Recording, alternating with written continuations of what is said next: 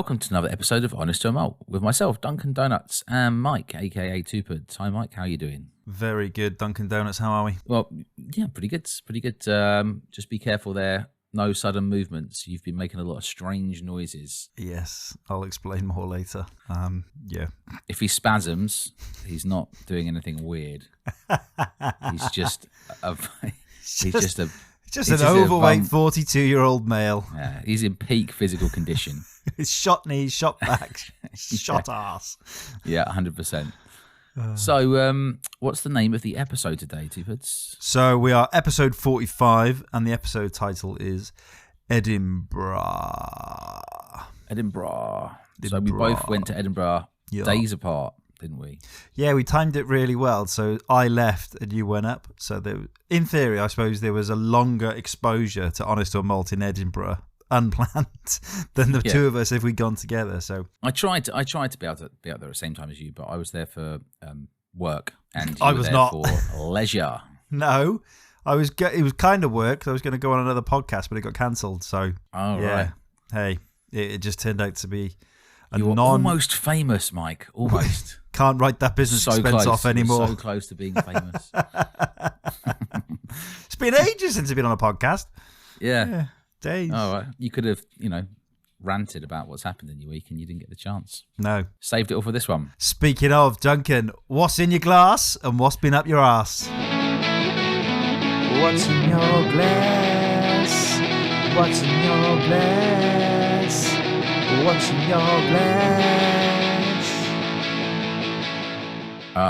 What's in my glass today? Well, I sent you 3 samples of the last 3 samples of Summerton Club. So we're going to be trying the last 3 Summerton Clubs, which is Old Pulteney Port Finish, Milk and Honey, some sort of special concoction, small batch they put together. Yeah. And the English whiskey, Adnams. It's just because they've written English whiskey on the bottle. So it's incredibly confusing, Dan, customer feedback. It's Adnams whiskey, which is 10 years old. And it seems to be a first fill bourbon cask. And you also sent me some really sugary Tibetan tea of some sort. Latvian tea liqueur called Tatra tea, to see what you thought of it. 52% though. Yeah, I took the lid off and I just went, is this whiskey? Because I'm not going to drink this. No, it's not. And I was like, oh my God, that's horrendous. Yeah, right. Yeah. And I've also got lined up the Glentockers from Signatory Vintage, the 100 proof 57.1%. Yep. One in the Oloroso, which I'm calling a celery bomb. A celery bomb. Yeah. We'll cover that. And that's what's in my glass right now. What's been up the... What's been up my jacksy? Mainly getting holes in underwear and trousers, or pants if you're American. Yeah. Pants. I'm just a bit fed up of it, really. So I think I lost another pair of jeans or another pair of pants. And... What do you mean you lost them? Well, They've just worn away. You get a hole in the crutch. You've right? lost them, but this is my fallen homies. No, but it doesn't. I've got big thighs, right? So what happens is... I'm afraid Duncan's lost someone close to him today. You're going to have to be very sensitive now. Oh, God, is it a relation? No, he's lost a pair of Levi's. His bum cheek's just blown out, So we're going to have to What happens is they start to go, and then... Where do they go? In the crotch? In the crotch area. And you can never save them. You can't save them. And then you just have to chuck them away, and they'll be perfectly fine, except they've got a hole in the crotch. And as they start to go, you think, I can get away with this for a bit longer. Yeah. And I remember the worst one I've ever had was I was in work in Cambridge. Did a ball fall out? Always wear underpants. And I went under the desk to go and pick something up. And as I went under the desk... my jeans tore in the crotch area quite significantly. Yeah. Something you wouldn't be able to get away with. And I think it was probably a day where I wasn't wearing black underwear, but even if I was, I thought this is just too much. Amazing. And I had to make an excuse and go to the local shopping centre and go and buy another pair of jeans. Mate, and get changed. That reminds me so much. One of the boys in work, we were having a stupidly busy day. It was a really important event, and everyone's down there all suited and booted. And one of the lads comes in, and his suit probably hasn't been worn for a couple of years, shall we say. And it was as tight as a tiger. And he dropped something on the floor and basically did a squat to pick it up. And you have to squat when you can't just just lean forwards over. The resulting explosion of cotton sounded like a gunshot, and people hit the deck because they thought someone had fired a gun. It was like an airbag going off. There was dust like raising up. That's because it was so tight. Yeah. Big shout out to you, Alistair. That's a special mention. I just want to point out, in case people are getting the wrong idea now, my jeans are not so tight that's not the problem. It's just general wearage. Right? Yeah, they're not. Yeah, it's only once I've managed to rip them. No, today. I can recommend a Welsh company called Antur, Antur. They are specially designed jeans not to wear out in the crotch. Not made in Wales, obviously. This is in a sweatshop somewhere. Extra crotch patches. Supported crotch. They're stretchy. Reinforced they're wonderful. crotch. Reinforced, mate. These bad boys will last you, and that is a free advert for you, Antur. I mean, feel free to send me some jeans because they are decent. But have a look. We'll see. We'll see. I will withhold judgment until I've worn the pair for longer than a pair usually lasts. Yeah. And so, what about you? What's in your glass right now? What is in your glass now? What is in my glass at the moment is a sample that you kindly sent through the snail mail, as it's called, the Black Friday 15-year-old Glen Kinchy 54.2% dram. And okay, cool. You got the old yeah. I've got your dad here next to me. It smells nice. Nice. Tastes. I think it's really good, that one. But tastes very nice. Yeah, joking aside, I think it's amazing. That's nice. It's actually really good. When it was in the sale, really good value. Not that it's bad value when it's not, but get 15 quid off, isn't it? So what's been up your arse, Tim? What's been up my arse again is just pain. Quite frankly, there's been a pain up my arse. That is a soundbite which will get used again and again. Yeah, it's going to be your cantaloupes. We can mix it into songs. It's horrendous. Pain. Honestly, I mentioned I had sciatica coming the other day, and after the 4-hour train journey to Edinburgh and 4-hour train journey back, then the hour to get to my house, by the time I got home, I was done. Like, I was spasming massively in my leg. So got hold of someone and got some physio, and like the first session just goes in and he's like, I do not know what's wrong with you. Like, brilliant. He goes, it's either you've got like some trapped nerve in your back, which would make sense of what's happened previously, or it could be that your hamstring is actually dislocating from your hip joint. I'm like, sorry? It could be the guilt that's weighing on you for these personal attack rants that you've been having against people. That's what it is, really. It's actually all in your head, but it's what's the word? Manifesting itself as a physical pain in you. I had feedback. I've had people come in and say that bit absolutely made me spit my drink out laughing at my rants. I'm like, yes, I will continue showing my true self. I think. Yeah, fair enough. So yeah, what's up my ass is the NHS. It's been it's got to be 2 months since I've been to the doctors, and he still hasn't sent me for any MRIs. So yeah, I'm speaking to him Wednesday, and I'm gonna kick his ass. I'll keep my fingers crossed for you. So you've also got the Summerton whiskies poured, I presume, the last 3. They're not poured, but they are here, ready to go. Shall I pour them now? You get them poured, and whilst you get them poured, I will. We have a listener story. We'll pause for an ad break. Antur jeans stops Duncan's balls falling out at business meetings. Always wear black underwear, just in case, though. If your jeans are black, otherwise that'd be a terrible life. You've got white jeans and black underwear.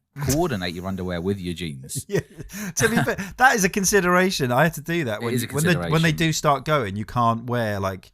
black even you get a little hole, anymore. just to get a little hole, and you think, I have to wear the same colour underwear. I have got several denim-coloured boxer shorts, so just in case it does happen, I take mine down to the local B&Q and get them colour matched. Right, hang on, I've got a listener story. Go on, someone's written in. I digress. This is Gordon from Tooting. He says, during my weekly private measurement session, it's become apparent that I am now suffering from penile microscopy. The only lifestyle... Sorry, Mike, can you take this seriously, please? Mike, please, take it seriously. It's a listener story. The only lifestyle change I can identify is taking your advice about buying a bottle of Siren Bay. I used to be a keen swimmer, but now I get laughed out of the changing rooms. Don't let the mermaid on the label fool you. This will ruin any activity that requires you to wear trunks. So... Sorry about that, Gordon from Tooting. It's caused Siren Bay has caused pool shrinkage. Is what's happened there. Apparently, it's angry listener. Yeah, just shake it a couple of times, not too long. finished off a bottle of that Siren Bay. And immediately cracked another one. Yeah, this week. No, there's a spare one. The last dram has gone to Pad Whiskey in the post, so we'll go to him in the post for him to try.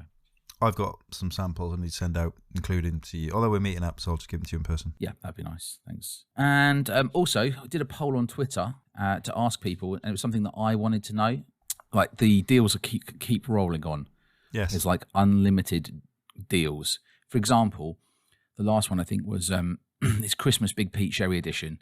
Yep. Which is decent ABV, sort of 54%-ish, all the way down to £38. I mean, was that the Douglas Lang Christmas sale? Yeah, it's like incredible value. Yeah, it's finished now, isn't it? Finished a couple of days ago. No, it's still on right now. Right now? Not on the Douglas Lang website, on the Master of Malt one. Point is, where do you cut it off? So I asked the question, and so far about 120 people have responded. Nice. I think I started it this morning. Well done. I get about 4 people respond to any polls. It depends it all really depends on whether people want to see the answer to what you've asked the question about. So I said there's been a run on really great whiskey deals recently, back to 2021 prices in many cases. What is your view? And I asked, the deals will get better, take advantage and buy now, or I've too much whiskey. And 38% have said the deals will get better. Yep. 26% have said take advantage and buy now. And 36% have said I've too much whiskey. I genuinely wanted to know, because I kind of feel like, is this just, we're just seeing some exceptional deals, or is this going to these discounts going to keep going and going and going? And I kind of feel like they're going to keep going. So we shouldn't be panicking about, oh my God, I have to have that, because we've been used to these higher prices for a while, and now we're getting these mad deals. I wanted a fourth option of all of the above, because every one of those actually suits me. But I plumped for, I think, hold out, they're going to get cheaper. Yeah, and that's kind of how I'm thinking. But so I'm trying to be picky, but it's it's really hard. Yeah, well, I said I'm not going to. I got a few things I'm eyeing up, and they're all, again, as usual, good value. My days! Did you see the big Boutique Dave? Doing the side by side with Big Boutique Dave. Big Dave. Is that his side name? Bushy Big Boutique Big Dave. Yeah. Suited and booted. Yeah. He did a side by side with Talisker 18 with their one with a deer on it. Yeah. Right. 45.8%. Strong nod to the fact it's probably Talisker 18, right? It does feel like Atom Brands have just got a ton of Talisker 18 and just bottled it under whatever they feel like. I think they've stolen it. They've definitely stolen some casks. He did mention PX in the mix, though, in addition to the usual casks that Talisker's come out of. So maybe they've got a slightly different mix. But that also on offer is coming down to £67-68 with a sort of 20% off. That's good. So, That's just saying maybe Talisker can't offload all of their whiskey at 175 quid a bottle for 18-year-old. Feels like maybe that's I guess what's going on there. Yeah, the indies are maybe because they've kept honest on their pricing generally. Right, could be. So where do you want to go to first today? You want to start with your Edinburgh trip, or start with the Summerton whiskies, or just layer it all together? I say let's start with Edinburgh. Go on then. So, what a wonderful place. Have you been before? I've been when I was a sort of non-whiskey fan or non-whiskey lover, put it that way. Right. Liked whiskey, but wasn't like obsessed with it. I think have I told you the story when I went to the rugby and conned someone in a whiskey shop to give me a load of free stuff? Really good whiskey before the game. What, this time? No, not this time. This was years back, probably Right, like 2005 maybe. Okay. So went in and said, I want in a Welsh top. I don't know, he fell for it really. I said, I want to buy a special bottle for my dad. It's his 70th, so I want to spend a fair bit of money on it. And basically he gave me loads and loads of whiskey. And then I went, that Scottish leader looks decent. I'll have a bottle of that. It was like £8. And he was just fuming. That's horrendous. And I was that sounds like you all over. Yeah, and I was laughing my head off. Now I look back going, what a knobber. What a knob you were. Do you really feel like that? I feel like you'd still do that today if you could get away with it. No, I don't need to now. I can just chat to people and get free whiskey. All right. Just so. Like, I'm kind of a big deal. Do you know who I am? Yeah. Your approach has changed. My missus just like goes, oh, don't go just talking to random people, please. And I'm just going to somewhere. I'll start randomly, just like, right, I'm going to talk to you. I'd be like your missus then in that case. I'd be like, Mike, come on, just not again. Can't we just enjoy a bit of peace and quiet? No. So got it to Edinburgh. train up from London and was met off the train by our new musical influence, Cliff, who likes to do a few little musical numbers for the show. You've started to see him appear at the end of episodes and things. He picked me up essentially and walked me to Ben. Over the shoulder? Like no. Fireman's lift? No, no offence, he hasn't got the back for it. Over the threshold? Did he have you in the arms in front? But he did take me around the back of Edinburgh Station, and he took me past the steps from Trainspotting, where they run down, and then there's that little road where he gets run over by the car. Yeah. And I was like, oh my God, I need to get a picture of that. That's absolutely amazing. I was genuinely like, that's so good. So I flew from there and bumped into Ben, a couple of his mates, and we went for a few jars. We went for a few whiskey. No, we went to a venue that had axe throwing. We didn't do any axe throwing, beer pong. Did you do any beer lots pong? Of tenants. No, it was just a venue. It was really busy because it was rugby the next day. There was loads of English people there, so it was flocked with yah Edin-Brah types. So we went from there. Just had a couple of civilized whiskies then, and we ended up in some weird little underground piano bar, I think called Rat Pack, and I think I got in at 2:30 on Saturday morning. Good effort. Yes, I'm too old to stay out till that time. So when I woke up the next day, I was like, I'll go down for breakfast. Just closed my eyes and then woke up to a message from Ben going, I'll meet you in half an hour. And I was like, oh my God, it's like 12 o'clock or whatever. So I had to shower and scurry away to carry on drinking. It sounds like a boot camp. Get up. And then, wandered over to Murrayfield. Amazing. Got hosted corporate hospitality before the game, drinking lots and lots of wine and beer, and then watched the game, watched Scotland beat England. I was probably cheering more than the Scottish. Atmosphere in bloody Murrayfield, rubbish. You should all be ashamed of yourselves. Kick off and like anthems, amazing, and then could hear a pin drop. It's a shame. Whether it was just stress over the rugby, because you're in the corporate hospitality area or whatever. No, we were back in the normal stadium. Brigade. No, back in with the mixing with the normos after the sort of start bit, and then just a really weird atmosphere in there. Like, and I was like to the Scottish players, chill out, you're gonna smash them, easy. Like, not a question. You're gonna beat the English, no worries.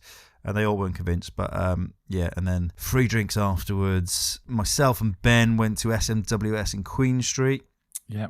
Do you remember I had those vouchers from SMWS? I really enjoyed a little while back. Vouchers.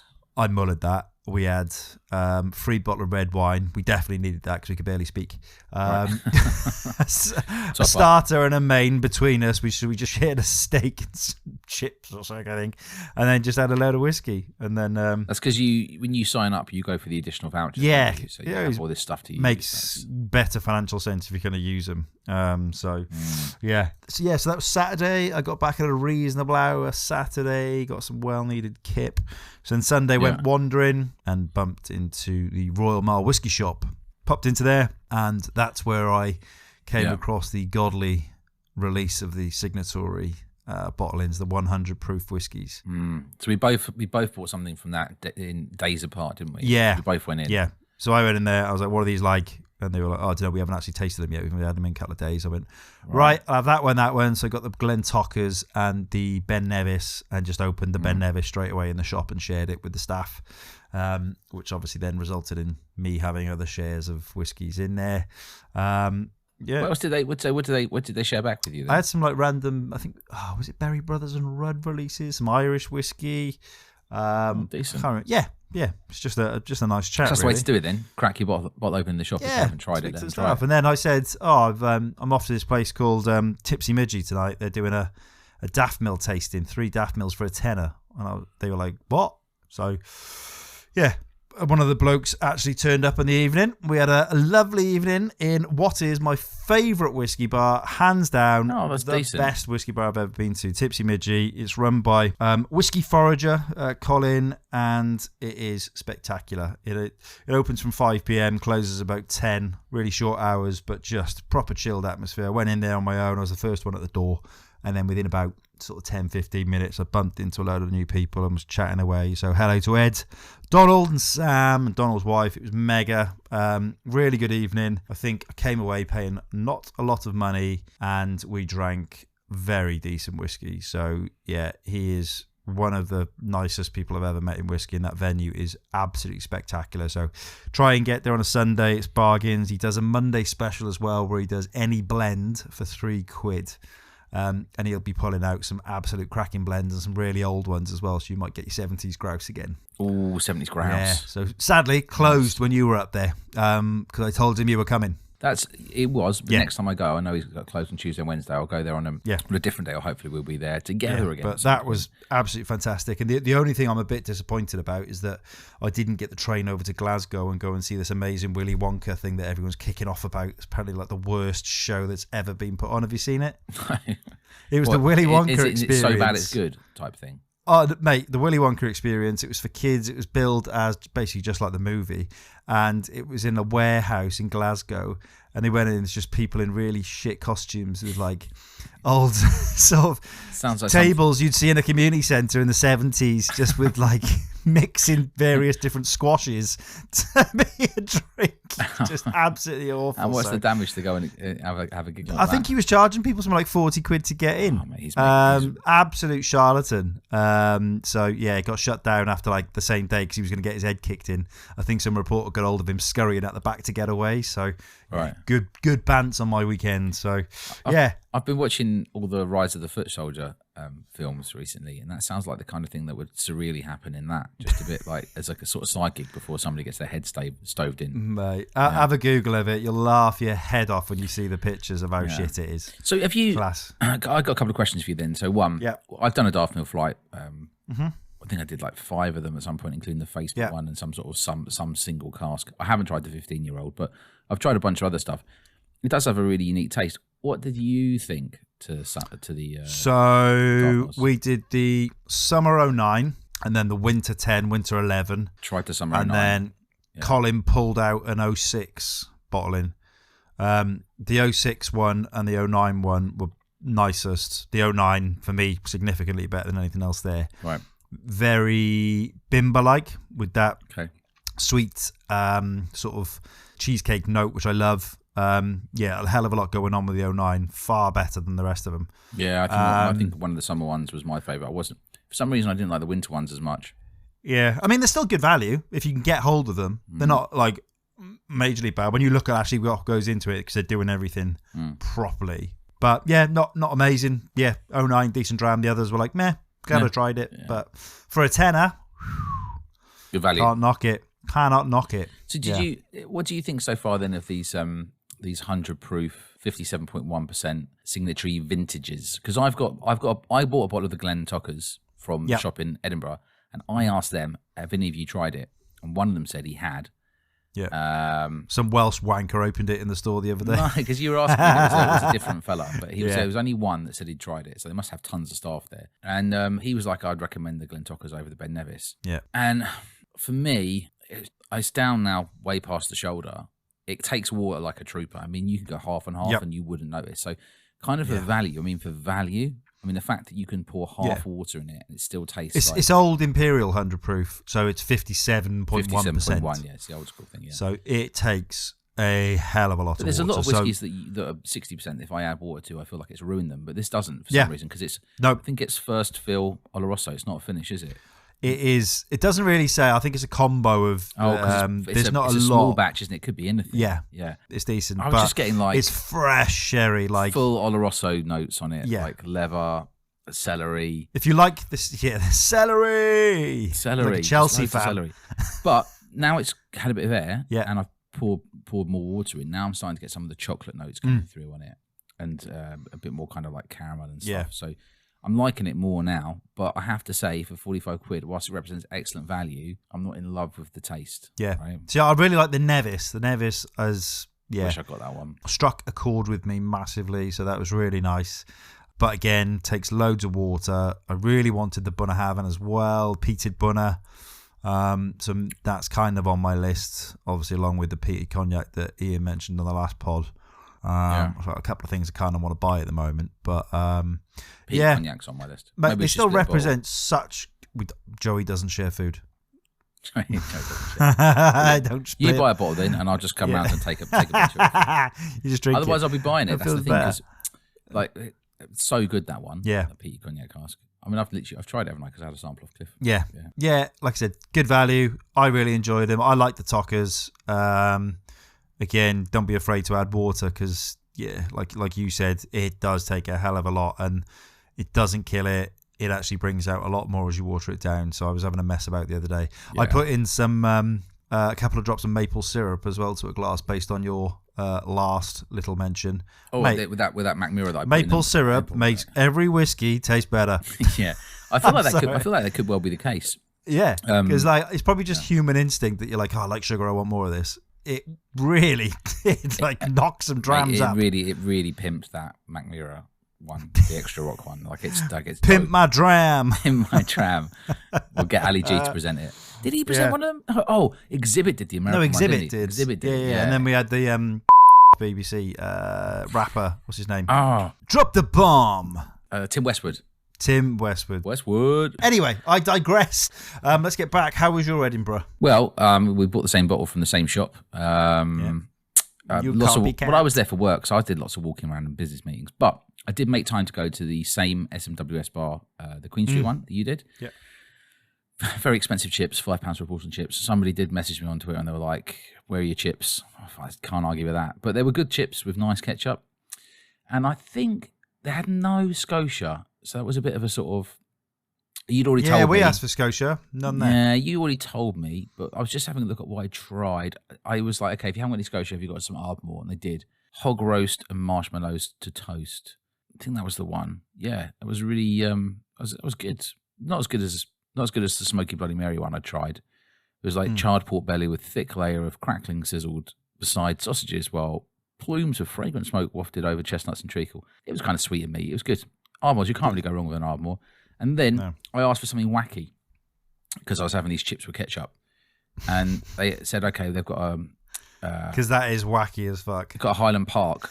It was Gorgonzola's Burning. It was honey glazed Gorgonzola baked on charred pine plank. Comes with eucalyptus, minty, sereno ham or something. I don't know. Point is, it had all this different type of smoked meat and different types of cheese, and it was a bit wacky.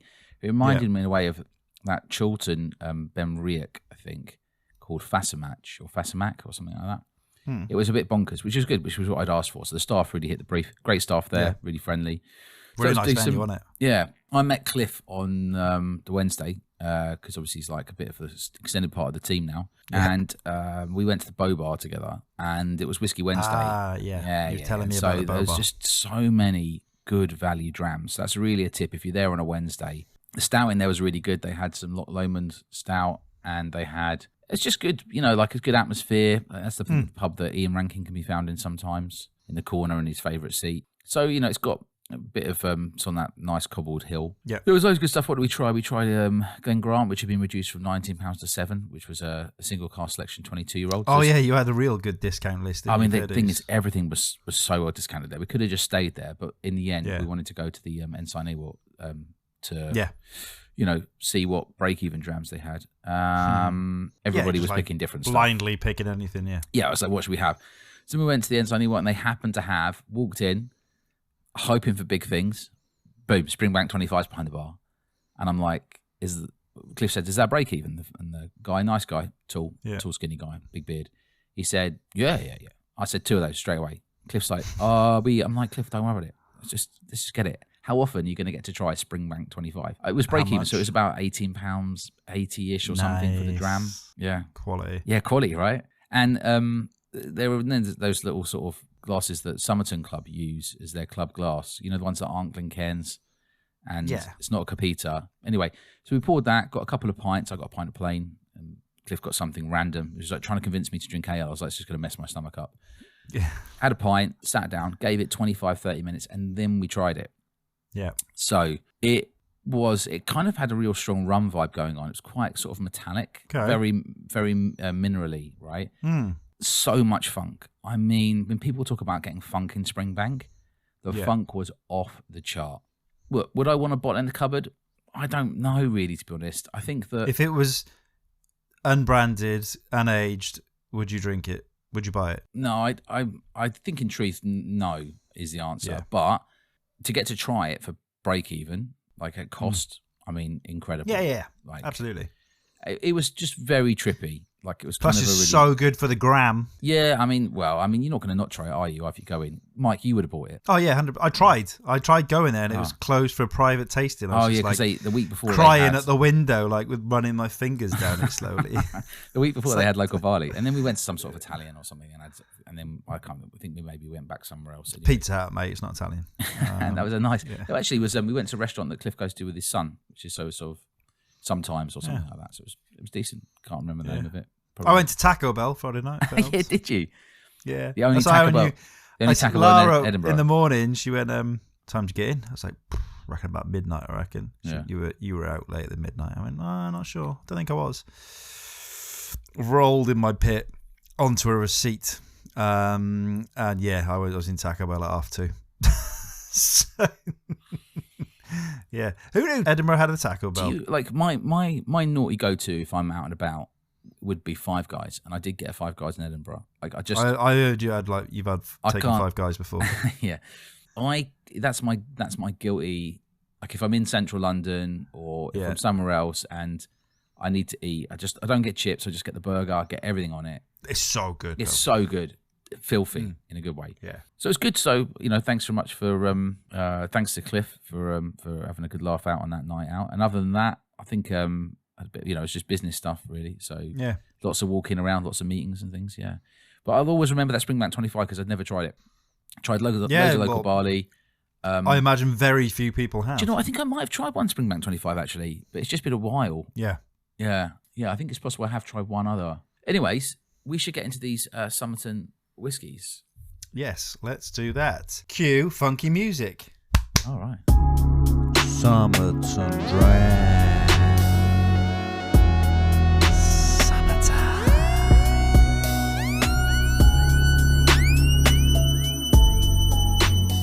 Cheers. So, Adnams 48.8% ex-bourbon cask. Yep. Good nose, chalky, sweet, fruity. Yeah, honey. So this is the second oldest English whiskey distillery, I think. I think it's excellent. Buckets of honey on the palate. Mm-hmm. Bit of yellow apple. Oh, it's just a bit floral. Have you put maple syrup in this? No, I don't know. Sweet. It's sweet. It's cloying, isn't it? Right? Mm. No, I think it's delicious. That really does stick to the glass. Yeah, it's really, really. It's just like sweet, but not like sugar sweet, like you said, like a honey sweetness. Yeah, slightly floral. Kind of like sugar puffs. Kind of sugar. There's also that slightly chalky note that you mentioned as well, isn't it? And I think there's a little bit of salinity, and it's in Southwold, and Southwold is by the sea. And I asked, and the casks are stored by the sea in Southwold, so it's possible there's more sort of saltiness in the air. So not only do they do amazing beers, they now do bloody decent whiskey by the looks of it. It's really good, isn't it? Like that. That's a really great start. Really great start. If that was blind, I'd probably have gone Irish. I'd have said that was an old Irish, maybe like a sort of 14-year-old or something. It reminds me of the old boutique-y. So do you think it has a sort of biscuit note then? Or Yeah. It's got that... there's a slight... I say metallic is not the right note. Right. The kind of thing you get sometimes through Irish drams. You get this like tinkering onto metallic note. Right. And it's kind of in there, but that to me would easily fall for the Irish. All these are 50 quid. So what's your view on it for 50 quid? Banger. Yeah, I feel like it is. I think it's the best one I've had in a while, to be honest. But we'll find out what you like and what you don't like. For me, I was over the moon with this once I tried it. Anyway, it doesn't have a long finish. The finish is kind of short to medium, really. And it's kind of sweet, chalky, right? Maybe a tiny bit of... black pepper, maybe. Yeah. Oh, yeah. Little bit of pepper in there. Yeah. Good, though. For 50 quid, that's... Again, lines up with Summerton, something that you may not have bought yourself or wouldn't have ever considered buying. I've always been curious about the Adnams whiskey. Adnams, to see what they're like. So, the Adnams family. Decent. Happy with that. Yeah, right, which one next one then? The Old Pulteney? Old Pulteney looked good because I wanted to try this because it was literally, I think it got declared as their bottling just shortly after I'd said, I need to buy more Old Pont. I haven't bought any in ages. So. Well, it's £75. Yeah, but the club bottle is 50 quid. So I feel like I would never buy this for £75. I definitely wouldn't buy it for 75 quid. Not a chance in hell. This one is a Coastal Series port wine cask matured in ex-bourbon casks and port casks from the Douro Valley of Portugal. Fruity, sweet, and spicy. 46%. Really good wine there in that region. Aldi do a cracking Douro Reserva, £6.50. There you go. Have a look. Top tip. Expanding into wine now. Good nose. Doesn't smell coastal. You definitely get the port on the nose. Strawberries, fresh strawberry jam, and strawberry laces. Basically strawberry in the nose. Yeah. When I've tried it before, mostly strawberry. Like very strawberry heavy, which is unusual to get this level of strawberries in a whiskey, I would say. Salty, get the coastal note now. Kind of little bit of seaweedy sort of look, taste. Super strawberry again. There's a balance though between the sort of sweetness and the bitterness in the palate. You're getting some of the tannins come through, balanced with the sweetness, and so it doesn't come across as overly sweet. The strawberry goes away and then comes back, and then maybe you get sort of like black currants or something like that on the finish, or blackberries, maybe blackberries that start to come through. I adore port finished whiskey or port aged whiskey. That's immediately jumped over the Adnams for me. Oh really? I think I prefer the Adnams, but this is good though. I would say that's Moorish for me. This is Moorish, yeah. That's what people were saying online. They were saying if I opened that, I would get carried away and do a quarter of a bottle easy. Yeah, it's one that I feel like easy. I've been trying to save it for when I've got some friends around and we're just going to like just sit with a bottle, because I feel like it's one that will be perfect for that. 46% as well. That's a drinker's ABV as well, isn't it? That's decent. Top of the list so far. Top banana. And for 50 quid, what say you? I say yay. If it was 50 quid and you could buy it on the shelf, would you? Yes. There you go. Okay. So I think that's 2 endorsements for the first 2. Should we move on to the third one? And then. So do you want to explain what this one is? Oh yeah, sure. So this is the Milk and Honey. It's a 4-year-old. Again, it's a small batch. So all these whiskies are non-chill filtered natural colour. And this one's a mixture of casks, remembering that obviously Milk and Honey is in a much hotter climate because it's an Israeli whiskey. So we've got here a coastal English whiskey, a Scottish whiskey, and now we're on an Israeli whiskey. It's ex-Isla casks, ex-bourbon, STR, so shaved, toasted, and recharred. Is this the drip tray dram? Whatever was left from some of the other projects. Wonder. And Oloroso as well. So it's just a real mix. And there was 1,284 bottles of this done. So that was the size of the batch. Nose, interesting, old paper. Weirdly, like, I want to say like chestnuts or almonds. It has that sort of paper note on it. Like sometimes it can mean that the whiskey's been corked when you get that kind of like sort of paper note. I sort of get, I don't know if I get it so much now, but when I first smelt it, I got kind of like what you said, but also kind of like gone off meat. I was a bit put off, but now it smells a bit better to me. I'm not getting any gone off meat, I'll be honest. You know, like chicken when it's like raw chicken. Raw chicken. You've helped me to pick. But there's raw chicken, not gone off paper, chicken. Chestnuts, and then there's a fruitiness in there as well. I can't. Sometimes I struggle to get past that sort of raw chicken because that's not what I want to smell on a whiskey, right? Wow, that is surreal, isn't it? It's like because I don't know what to make of that. That's a spaghetti junction of a dram there. Because it's just got too many things going on. It's just been in the ex-Isla casks, right? It's not actually got any peat in the whiskey, I don't think. See, I'm not saying this is complex. There's a lot going on. It's not complex to me. That seems a bit like something I would make if I just threw shit together.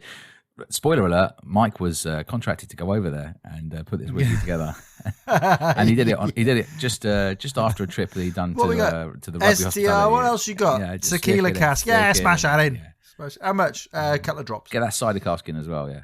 Yeah. So it's STR, ex-Isla, bourbon, and Oloroso mix. It doesn't say what the mix is. Obviously, we are tasting these super quick, lightning fast tasting notes. I can't get past those. This one's also 50 quid.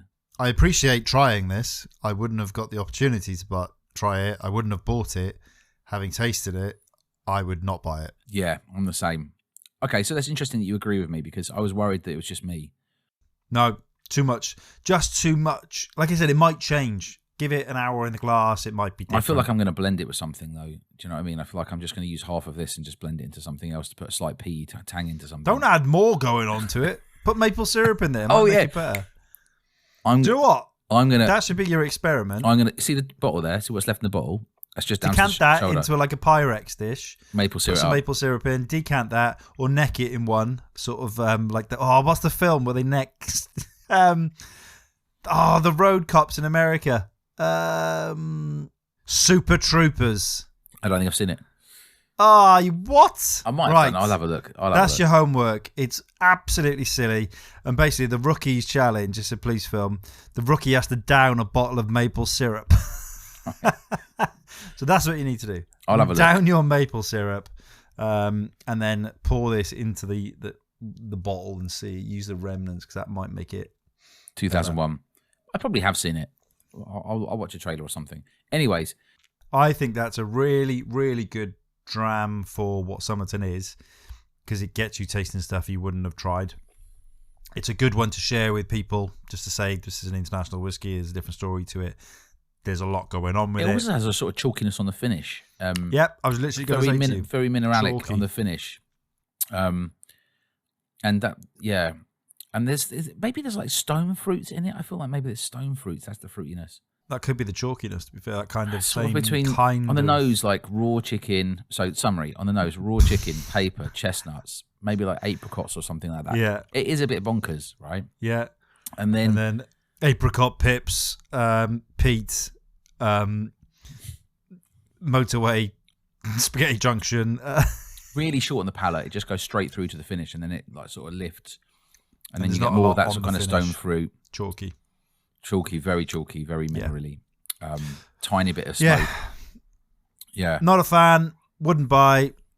But yeah, I suppose that's what Summerton is there for, to put things out there that you wouldn't have picked up off the shelf. Oh yeah, So- and we'll hear that. We hear that from Dan. Yeah, he's trying to do stuff that you would never pick yourself. You would never not pick yourself. That's wrong.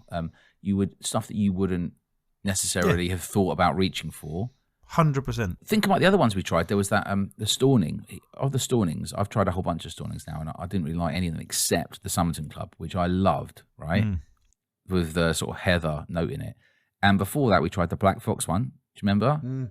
The guys from Canada who store the whiskey outside, which you'd never, ever have gone and bought, but really excellent, right? Just, again, pretty bonkers, but I mean, super interesting, right? So I think just to put it in context, of the last 5 or 6 releases, I'm saying I like all except one so far, and we'll see how that one goes. Right? But that could be someone's absolute bag. And this is the good thing about whiskey. No one's tasted the same. I think that's one that I'm going to leave for a bit and just see, and maybe do what you said, dose it in some sort of maple syrup bottle or something, or I'll play around with it. I'll experiment with it, right? Take a bit out. Don't do the whole bottle, because you could just completely mess it up. But Okay. you never know. You could come back to that in 2 years and it'll just be magical. Oh, see, now I've picked up the Adnams. I smell that, and immediately I'm in love with it. It's actually got better in the glass. Oh, mate, that's like refresher bars. Bold, fruity, isn't it? You said Irish whiskey for this Adnams, but I think also it kind of has a sort of like that sort of fruity level reminds me a bit of sort of Loch Lomond and the sort of amounts of fruit they're packing into their whiskey. I'll tell you what it reminds me of. French whiskey. Oh, really? Which one? Yeah. Is it the Bren? Because this is 10 years old. This isn't 3 years old. 10 years old, right? So just as a reminder, this is not a new distillery. There's a small team there, but this is 10-year-old whiskey on the coast, in Suffolk. I'm going to go Adnams first, then the port, then the milk and honey, and I assume you're going to go the port first. I'm driving to the port to get a boat to Adnams and then sailing past Israel. Waving. Well, I mean, a lot of people are saying at the festival's been going around, there's one milk and honey which has been really like blowing people away. I feel like this is, like you said, just slightly confused and not really necessarily a reflection. Yeah, some of their stuff is amazing. Yeah. Like really, really good stuff. Again, the World Whiskey of the Year from, was it 23 or 22 now? Probably 23. We've only been going a year. It was all right. That was the Sherry Elements one, wasn't it? Yeah. Yeah. Perfectly acceptable whiskey. Like if they'd taken away the weird award, you'd have gone, that's actually a really good one to taste. You should try that. Do you know what? Random thing. I remembered in Edinburgh, there was a sandwich bar. I need to remember the name of it, but it was like one of these tiny little sandwich bars. You go in, and when they just serve people like lightning fast, and they had so many options, and it was so cheap. I think it was like... Was it called Subway? No. I think it was a little independent one, but I think I was just going to say, if I can remember it, we'll put the link in the episode. Because if you're in Edinburgh and you want to get like a cheap lunch, because some places in Edinburgh are rip-off. Some places are so expensive. And this place, you went in, it was like £3.70 for like, you know, a decent sandwich or a wrap or whatever like that, you know. I mean, best value is Murrayfield. I went there and had a 3-course dinner, didn't pay a penny, and I was fucking smashed. Did you take a bottle of whiskey to say thanks to Ben? Or was I imagining that? No, I gave him the Glendronach. I said I didn't have any spares that you wanted. Yeah, I saw that. Yeah. I gave him one of those. So it was a 2017 18-year-old. So I think it was a 23-year-old. Was it worth it though in the end? Do you know what I mean? I mean, probably better to keep a bottle in it. Like, no, definitely. That's a good one to share. And I went up to the bar. I went, can I have a glass, please? I need to open this bottle of whiskey. It's my friend. And he went, oh, well, you can't just drink your own whiskey. I went, oh, no, he's on a very bad day. I've travelled quite far to give him this. It's just, I don't want to go into detail. He went, oh, okay, yeah, I'll give you a glass. Oh, did he? That's nice. Yeah. I mean, we're in the beer pong place. It's not like it was all right. So it came out of like, yeah, because make sure he didn't put it in auction, the type bastard. Yeah. You join it. Put his name on it. Yeah, I put whiskey wing stickers all over it. That'll peel the label off if you try and get that off. And you made him open it as well. Yeah. The trust is low here. Very low trust. It's like, yeah, cheers, Mike. I think that's the first thing he went. I'll smash that in auction tomorrow. I went, fuck, get it open now. Open it now. Open it in front of me. I want to see it go hit your lips. He's like, no, I promise I will drink it. No, open it now. Yeah, no, it's good. Oh, well.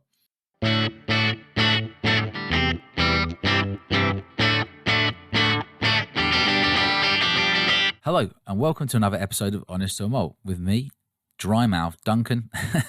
And today, Mike Twopuds is currently drinking his body weight in corporate hospitality in Edinburgh. So this is a bit of a Brucey bonus episode, and we've got a very we've got a Dan Humphreys on today, who's on a massive sugar crash. Dan, welcome. Hello. Yeah, I can say that the sugar crash is real. He looks like he's been out clubbing to 3 a.m, but he assures me that it was just party sweets. Yeah, my friend came round last night, having been as a male, the only male on a hen do, right. And his payment for asking to crash around ours was a bag full of sweets, which we stayed up until 2 a.m. watching the new Halo series. Oh my God, eating. I've been watching that new Halo series. 4 episodes so far. I'm loving it. Yeah, I am too, because lately I've been, what am I going to watch? There's got to be something. Yeah. And this came up, and I've got something. Because like last one that on this level, actually, I think was better, was I hadn't watched Alita Battle Angel ever. And got to it about 2 months ago. And oh, wow, that was a great evening. Just stumbled across it. I'm like, I don't know, what is this? Yeah, and I after about 10 minutes, sci-fi series. Yeah, amazing. So for me, I actually said this on a pod like a long time ago, but when the first series came out, it's that perfect balance between takes itself seriously enough but doesn't take itself too seriously, and yes, that right mixture between kind of action and dialogue and characters. I think it's really pretty good. I think that they're probably throwing a fair bit of money at it. So just in case people don't know or aren't sure, if you listen to this and you're a Summerton member, you'll of course know Dan Humphreys. If you don't, then Summerton is a whiskey club where you can subscribe, pay £50, and every 2 months they send you a bottle of whiskey, which Dan has carefully sourced. I myself am a member, and I have been a member for the last 6 bottles or so, which I pay for with my own hard-earned money. Dan does send us the bottles a bit early so we can have a try. So currently, Twopuds has the last 3 samples sitting in his whiskey shed, somehow. So today, as a bit of a bonus, we've got Dan on to come and discuss the latest release. I think people would be fascinated to hear about it. So Dan, over to you to talk us through the latest release from Summerton. Well, thank you, buddy. I just arrived just now. This last few days has been our first of the year February Club bottle, which is a small batch free English single malt whiskey. It's in our livery. Which is why it's called Small Batch 03. But what it is a 10-year-old English single malt from Adnams. Not many people know that there's more than one distillery that can put out age statements of double digits. And Adnams is the second. I think they're about the 3rd oldest, maybe 4th oldest distillery in England. It's all about East Anglia when it comes to heritage whiskey. It appears to in be. England. Yeah. Yeah, that's where the age statements are coming from, and been chatting to them for quite a while. And last year we got a lot closer, tried some things, and some people will remember we did a single cask release from Adnams, and that was the last bit that brought our relationships together close enough that we could find a way to do this whiskey. And so we bottled it ourselves. We picked the casks that we wanted because they don't have a 10-year-old themselves. They've just released a 12, but I wanted a different style of flavour that I was getting from their casks. And so picked these, put them together. There are similarities to our single cask because I really liked it and I wanted to share that experience. But the key thing is, I want to share to everyone. Did you know that Adnams makes whiskey? And not just any whiskey. Great whiskey. Yeah. I think they should be on the English whiskey map. Whiskey. With the quality. Whiskey, sorry. Let's say that's the sugar. They don't rush shout. now, They don't shout too loud about it, do they? I remember when Adnams rebranded to become, I think, beer from the coast. I think it was like early-ish 2000s. I can't remember for sure. And they had that wicked marketing because it's from Southwold. They're in Southwold, right? Southwold's this quite pretty coastal Suffolk town. I think like stone kind of shingle beaches. My mum is a big fan of going there and walking in like, well, she's not anymore because she lives up north now. She's traitor. She's moved up north. It gets colder. Why? I don't know. But that's my problem with going further But she north. used to go every, like January, around New Year's, every year she'd go and just walk around Southwold. So have a bit of a family connection to it like that. So my parents have always been quite into Adnams beer. And so I've been aware of Adnams whiskey for a long time. But I'll be honest, I was a bit sort of, wow, how good can it be? So I haven't really tried much of it. Now, I've tried some of it a long time ago. So this was my first experience for quite a while, and it is actually lovely. It's really lovely. It's a lovely bourbon cask. So talk us a bit about the small batch, like the cask choices, age, ABV. The key thing is, what I found for dealing with Adnams, chatting to them, getting to know them, is that their wood management is fantastic. So they're good with wood. Yeah, they are fantastic with their wood. Yeah.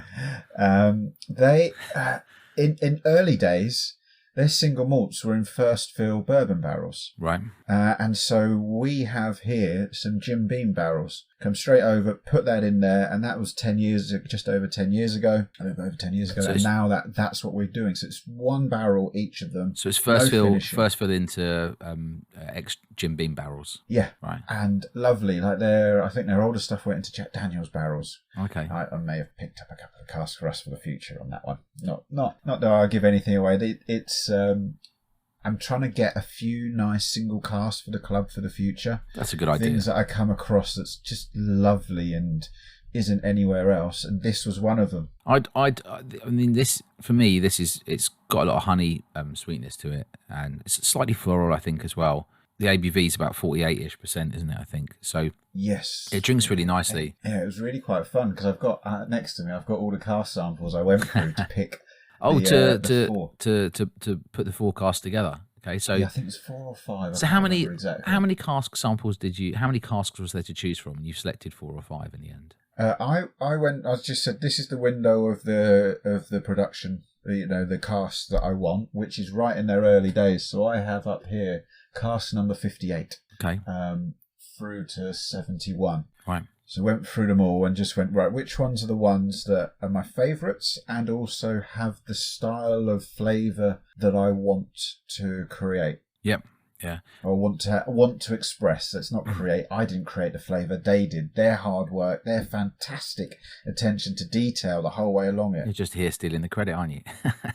Exactly. Yeah. Putting it in our label, it should. I can't. Yeah. They done all the hard work. I think if Summerton members listen to it, they would be interested to know what you get on the nose and what you get on the palate for this whiskey. I think I've got it in my glass. Have you got it in your glass at the moment? I have one of the cask samples here in my just so I could do it because I don't actually have the bottle on me at the moment. Right, it's like deconstructed. You've got the deconstructed version of of this bottle. But it's vanilla. You can't not with bourbon cask, but especially when it's a full term first fill bourbon cask. Yeah, go on. You have to. That's just a note that's in there. It's almost when you have a whiskey like this, you almost go, all right, that's there. Now, what else do we have in there? Yeah, of course. There's a lovely drop of vanilla in there, but what else do you get? So there's a creaminess to it, like a dairy cream, like maybe even a double cream, but it has like fruit. So it's almost like an ice cream. Is it raspberries, cherries? I feel it could be like it's almost like sort of kind of stone fruity. So for me, on the nose, I get the creaminess and the vanilla. There's definitely some caramel in there, and then I get kind of like somewhere between kind of like a non-sharp lemon and maybe kind of stone fruits like apricot type stuff. There's quite a fruitiness going on, and I get kind of a hint of floralness and some salinity as well, like a little bit of saltiness going on within it. I don't know where they keep the casks. Do you know where they keep the casks? Well, it is in Southwold, so it is by the coast. I mean, there's just a slight salinity to it on the nose, but I definitely get kind of a floralness to it. It's very nice. It gives me sort of not massively miles away from kind of Loch Lomond type. It's that in a a bourbon. light, fruity. Yeah, light, fruity. The only risk with it is it the wrong time of the year. Was my only question with it. Should this be an August or a June bottle because it's such a light floral one? Usually, these days the UK gets kind of warmer around sort of. Has a sort of a burst of heat, usually March time, kind of Aprilish, and then it will go cold again. Most members will crack this open. They're not going to drink it in the first couple of weeks, are they? They're going to have it in the cupboard. So it's perfect for when spring comes, is my view on it, you know. But the interesting thing, something I can share, because obviously members know that I don't share very much about our bottles in advance, is that this was actually a replacement. The bottle that was meant to be in February, when I tasted it, I went, oh, no. You are perfect for a different time of the year. Right. So I moved it out. And it was just at exactly the same time I'm having these conversations with Adnams after doing the single cask. And we got to the point where we could do it. And I was just like, oh, wow. Like, I thought this liquid was good enough to do a single cask. Yeah. I want the whole club to experience this. So the timing of it was amazing. So we've got another one that's just as good as this coming later on, better than this, or whatever. However, everyone's got a different experience of it. But yeah, it's coming. This wasn't even first choice, and I think it's a winner. You know what I get on the finish is that, like, when you combine lemon and orange juice together, you've done that sometimes. If I make like a pork dish, there's a pork dish I can make which has garlic in it with fresh lemons and fresh oranges in it. When you combine them together, on top of that kind of creamy vanilla, there's ever such a slight spice to it. It's so mild in terms of spice. There's very little spice in it at all. Maybe a hint of white pepper on the end. So I get kind of those two combined together, and the floral notes and a little, extra fruitiness, like I said, maybe stone fruits or something. But overall, what I would say is, it's a lovely drop. It's a very easy drinker with a lot of strength, depth. It's a little bit cloying, it sticks to your mouth a bit, and it overall is something which just a joy to sip, really. So good job on this one, Dan. we'll let you know on the next pod what we thought of the last two as well. Yeah, I'm quite intrigued because I keep that always close get to my really chest. nervous. Every delivery, you pick something, especially with something like this where we've actually bottled it ourselves. There's no one else involved in the decision-making process. This is all on me. Yeah. And it's a bit of a nervous period. Luckily, you're being judged every time. You're only as good as your last bottle, Dan. It is, and everyone has a different set of taste buds. Like, you like it, but I can share one email with you. Oh, about this bottle? Go on. Yes. Yeah, go on then. That'd be really funny. It'd be nice to hear both some lovely feedback that you get and some funny feedback that I think that would amuse people, right? I hope they do. But it was you don't have to. Hi. I will drink it because my wife bought me it as a present. But the latest bottle, English malt, is the most disappointing you have ever sent. Oh no! God knows what it tastes like, but it's not whiskey. I can assure you, it is 100% whiskey. Maybe they only drink peated stuff or they only drink sherry stuff. Yeah, that's it. But this is it's the beauty of it, that we all have different taste buds, so we experience it completely differently. But yeah, it's also the worst thing about delivery months is that I know I'm going to get a few of them every time. Do you get a few moany emails every time then, do you? Of course, because you can't hit everyone's taste buds every time, and it's a lot of money. I guess, yeah. For us who spend more money than £50 on a bottle, we don't really see it like that. I mean, that old Pulteney was, and this year I was a bit sort of like raised eyebrow on it, but it's actually opened up to be a lovely bottle, and I would never have spent 75 quid on it, but 50 quid. But I can't talk about that one too much more. So I think there is a festival coming up in the Mecca the second Mecca, because the first Mecca is Kendal, and then people would argue then Birmingham. Yes. People would turn their nose up at London. Glasgow obviously has a huge whiskey festival, but there's this bunny one. There's every 2 years so far for the last 4 years. You've put on a whiskey festival in St Albans, right? Yeah, pretty much. Well, COVID ruined the 2 years thing, but we did some virtual ones. But yeah, we're back in St Albans on the 18th of May. We've got a really good lineup. There's a couple that I can't even share what they're going to be, because one of them is our next club bottle. Right. And so I just kind of like, not going to talk about them at all. We've got Black Fox, the Canadian distillery from last year that we enjoyed. They're coming over especially for the festival. Yeah. We've got another international distillery, that's your hint about next month, coming over just for the festival. Right, okay. We've got Ben Romack were lined up last week. Oh, Ben Romack going. Yes, we got Ben Romack. Boom. We've got independent bottlers, so we cover in the Firkin, so we cover another big chunk of Scotch. We've got Not to mention English Whiskey Company. There'll be, I'm sure there'll be. Last time it was a beautiful day. Last time I went, it was gorgeous sunshine in the garden outside, and they've all got these little, these little big large sun umbrellas set up, and then inside the pub there was like the master classes, which were really good fun. Yes. So I attended a bunch of the master classes. Masterclass is going to be great this year as well, because we couldn't fit enough brands in. Yeah. I've gone to them, do you want to do the masterclasses? So like we've got Annandale coming down to do a masterclass in each amazing. session. That's great. I was talking to Annandale this week about Storyman. I had a chat with David, their general manager. So I was just going to say, last time it was really well worth it, because is it still at the Red Line? Yeah, Lower Red Line. Red Line. The key thing about when I was looking at doing, people will kind of members in particular will kind of realise when I look at stuff, I want to do it differently to what everyone else does. It's on a beautiful little cobbled street, though, isn't it? Pretty much. It's 17th century pub. Yeah. It used to be the old main road into London from Birmingham, so it's where there's lots of pubs along the way. Great location. That era. Easy to get to from London. It's super easy to get to from London. The Thames Link to St Albans, 10-15 minute walk from the train station. Yeah, I'll be there this year. Just remains to see if we can drag Tupids along as well. I know. I'll get him along. He deserves a hug. I haven't met him yet. Right. But the one thing I would say about it is when I looked at festivals, they were all in halls, and it feels like you're going to a school. Oh, Festival at a Pub is winning. Yeah, Festival at a Pub, and the aim is, because they have the best beer festivals, it's just to have a whiskey festival like a beer festival. So it's out in the beer garden. Yep. There's food there. This year we've not got the handmade burgers, just because Dave, the landlord, that is a hell of a lot of work. Oh, but those handmade burgers were so good. So I've got someone else, local restaurant, Indian restaurant. They're coming along. It's going to be chapatis, is it? It's everything. We've got curry bowls, we've got wraps, and we've got like finger food starters. Lush. And so we've got everyone, because we couldn't do vegan in the old way of doing it. So we got vegan, veggie, and meat lovers all covered with delicious food. Excellent. Outside in the sunshine. Please let it be sunny. With at least Fingers 15 crossed. brands. Yeah. There's so much. It's going to be as long as the weather's good, we are sorted. I mean, you're getting excited. Last time as well, I was able to bring the Cavalier Leo, and he had a great day out as well. So that was nice, because obviously it's at a pub that's dog friendly. Oh, it's a dog friendly pub. It's not a child friendly pub, and neither are whiskey festivals. Duncan. No, don't worry. The kids won't be coming.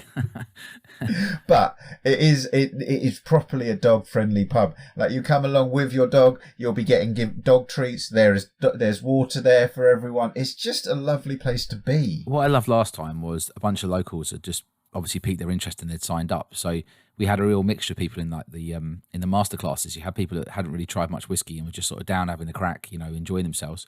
And then you had like all of like the more experienced whiskey folk, and everyone was really good natured. Everyone was helping everybody.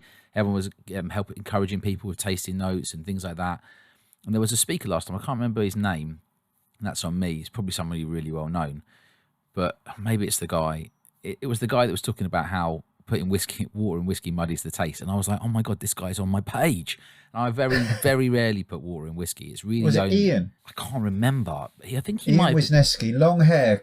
He's a whiskey journalist. It might have been, but I was like, this guy is in tune. Like, I was like, he's speaking my language. Because I feel like when you put water in whiskey sometimes, even though you can get more flavour, it kind of muddies the flavours a bit. It sort of dials them back and it makes them kind of muddy together. And he was almost lecturing in a good way, like a little bit about that. He was saying how he's written about it and stuff. And I was like going, That is Ian. He at our first virtual festival, he gave 2 talks about the science of drinking whiskey. Right, that was him then, yeah. Ian, what's his name? Ian... I mean, it's not for everyone, but it was so interesting. Well, for me it was not for everyone, but I found it fascinating. Great learning about it. I found it fascinating. So, what does the rest of... So, beyond the festival and the latest release, what does the rest of the year hold for Summerton then, Dan? Oh, this is a really busy one of things you don't see. We're going to be a European club again. Again. We used to be a pan-European club. Right. We had members in every single country. Our first virtual festival, I think we had 16 countries attending. Yeah. And now, because of a certain vote, we only have 2 members in Europe who are willing to take the risk in customs charges, extra delays. But I've been working on it for quite a while, and it's not easy. But the aim is this year we're going to be a European club again and bring everyone together. Not every delivery will be the same because, but we're one again. Well, fair play which is quite important for me. Fair play for having a crack. So that's the big target for this year, is open it back up to Europe again. So you've got the festival, you've got the continuous releases. We've got the festival. We're bringing over another brand from another country that's not here yet. So completely new experience. Right, okay. Romania? Putting a bit more... Pardon? I'm just having a guess. Romania. You can't say. Oh, is it Carpathia? I don't know. I'm just guessing a random country. Well, no, I know that brand. There is a Romanian brand. Yeah. I'm linked with the master distiller because I was like, I've got to learn more about this. So we've got a bit of that. We've got first taste of new releases. We've got our Whiskey of the Week emails are going to get more pimp very soon. Going to get pimped. Building up a relationship with a couple of brands or one in particular to be able to offer something really special each month. Another one to have awesome lucky dip. Like that, you've got to make sure if you're a whiskey drinker wanting a great deal, get on our WOW emails. Yeah. That is going to be big this year. The club bottles is going to be another really, really interesting one because there's a few things that are going to have to happen to the club next year. And before it does, I'm going to maximise where we are right now. Excellent, Dan. Great summary. Well, it's been a pleasure to talk to you today. Thank you very much for coming on. All right. Yeah. So, fresh with the Edinburgh trip, what have we got lined up next? I think we're going to be having Stuart Dick on from Tora Vague soon, right? Stuart Dick, good lad. Tora Vague. We're going to do an episode about Whiskey Computer Game. What else have we got lined up? Then we're thinking about doing... anniversary. Oh, my God, it's our anniversary. Yeah, so our anniversary is the 12th of March. I've got you a T-shirt with my face on it saying 1 year of love. Right. Then I think on the 13th we are going to go and paint the town red. Yeah, with Libby. Well, have a couple of drams and a beer probably. Right on the with tiles. Lib from Glasgow Distillery. You featured on our Blind Drams episode. We should really throw it open drams. If anybody else wants to chip along. And exactly. Free on if you're in London and you're free on the 13th of March. Correct. Wednesday. Feel free. School night. Feel free to message us, and if you want Drop to come us out for a drink and celebrate 1 year of the pod, feel free. Yeah. It'll be hopefully more productive than the Christmas do. That's my favourite Christmas do ever. Banger. Yeah. The champagne. How many went? The champagne tower was hard to get through. Not enough people to drink all that champagne. No, 6 bottles each. 6 bottles each. Yeah. Bollinger. All right. Okay. Well, thanks for me then this week. Yep. And as usual, follow us in all the normal places. Honest or Malt at Whiskey Tip for Duncan, at Whiskey Wings for me. If you're enjoying the pod, give it a 5-star review. If I've insulted you, don't be a dick. Just leave us alone. Just leave us alone. If he's had a rant about you, just leave us alone. We'll catch you on the next one. Bye. just need to give a quick shout out as well to Steve McGill. It's to all our listeners.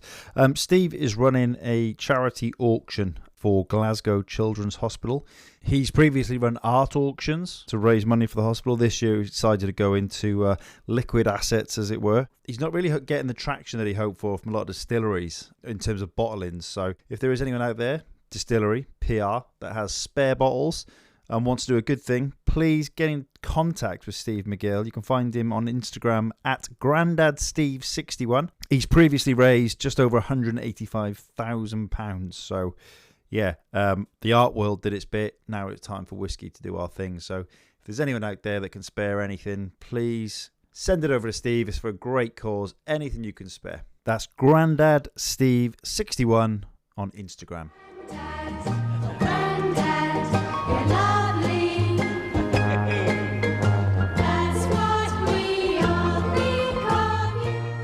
Bye-bye.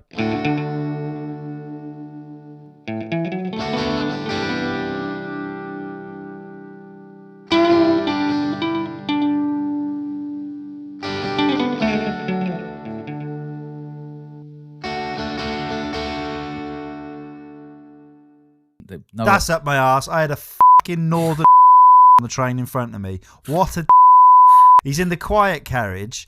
on the phone. Was he on the phone? Eating crisps. Eating crisps. 8 cans of Strongbow. I'm like, you off. And he was just pissed, been a nightmare, dropping so he stuff should everywhere. have sat in the lively carriage, basically. It's all right. Kids He screaming. fell asleep and missed his stop. I was pissing myself. I went, you better get up and make sure you don't miss the next one, mate. Sorry. Ran over. Right. Not all Northerners are like that, just to be clear.